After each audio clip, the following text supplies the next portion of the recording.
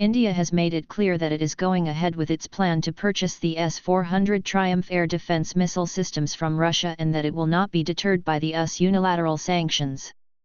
India has also expressed itself similarly over the US sanctions on Iran by continuing to buy oil from the country. New Delhi, Sputnik.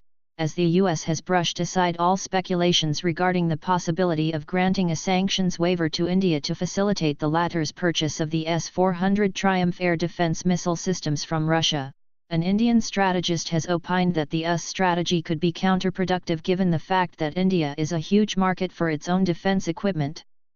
US sanctions will not go unresponded.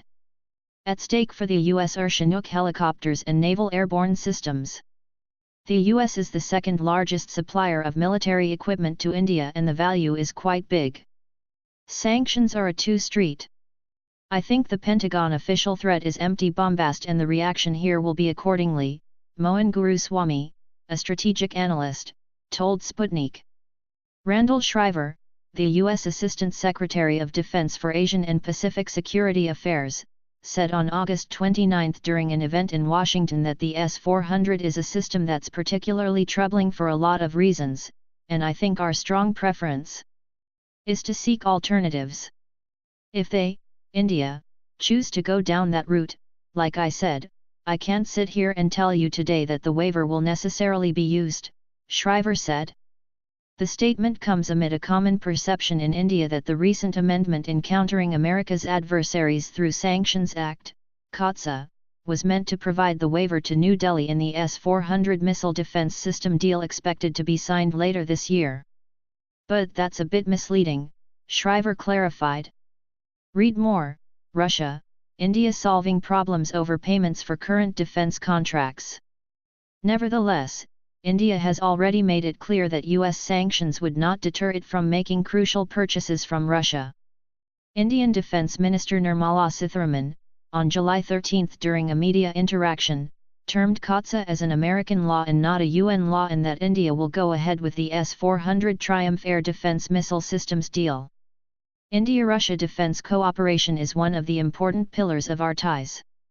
Government is leaving no stone unturned to protect India-Russia defense deals. The government will raise the issue with the US during the upcoming 2+ talks in New Delhi. As far as the S-400 deal is concerned, it is in the conclusive stage.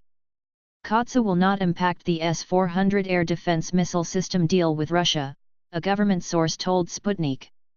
The US has basically transferred defensive military systems, while Russia has sold India offensive weapons, including a nuclear-powered submarine and an aircraft carrier, said Brahmachel Laini, a New Delhi-based geostrategist, pointing out the reason behind India's stance on the S-400 deal.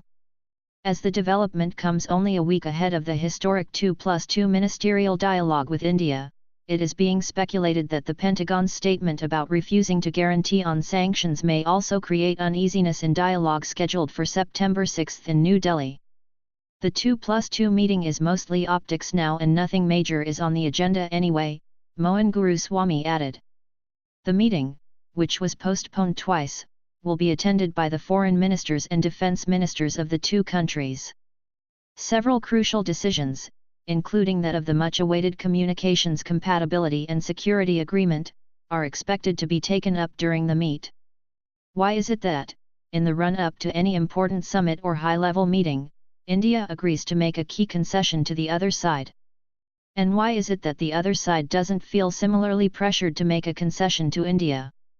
Isn't reciprocity the first principle of diplomacy? Brahmachel Laini told Sputnik.